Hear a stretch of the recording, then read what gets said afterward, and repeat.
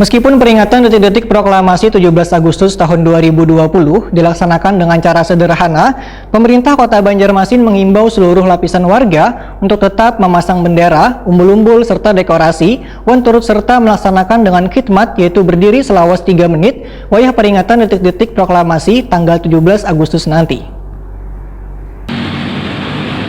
Meskipun peringatan detik-detik proklamasi 17 Agustus tahun 2020 dilaksanakan dengan cara sederhana, namun untuk menyemarakan hari bersejarah ini, pemerintah Kota Banjarmasin menghimbau seluruh lapisan warga untuk tetap memasang bendera, umbul-umbul, serta dekorasi. Wali Kota Banjarmasin Ibnu Sina, jumpa media tengah hari Rabu 12 Agustus 2020 memadahkan surat edaran pemasangan bendera merah putih ini telah dikeluarkan sejak 1 Agustus 2020 lalu, sehingga warga yang belum memasang bendera ataupun umbul-umbul dihimbau sesegeranya memasang di depan rumah, di kampung atau di komplek maupun di pertokoan. Selain itu, Ibnu Sina juga mengingatkan wayah peringatan detik-detik proklamasi tanggal 17 Agustus 2020 nanti, warga diminta untuk turut serta melaksanakannya dengan khidmat, yaitu berdiri selawas 3 menit. Pemerintah Kota Banjarmasin, ujar Ibnu Sina, pada peringatan detik-detik proklamasi ke-75 nanti akan melaksanakannya bersama dengan jajaran Forkopimda Banjarmasin di lobi Balai Kota Banjarmasin.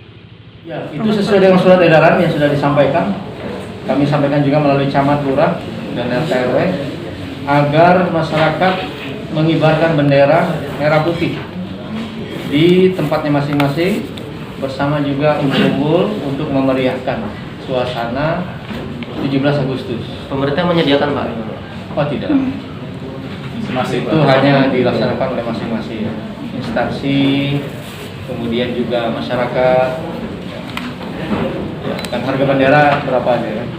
Kalau untuk mengibarkan bendera di rumah masing-masing aja tidak mau, ya bagaimana pada saat berjuang untuk merebut merah putih itu luar biasa.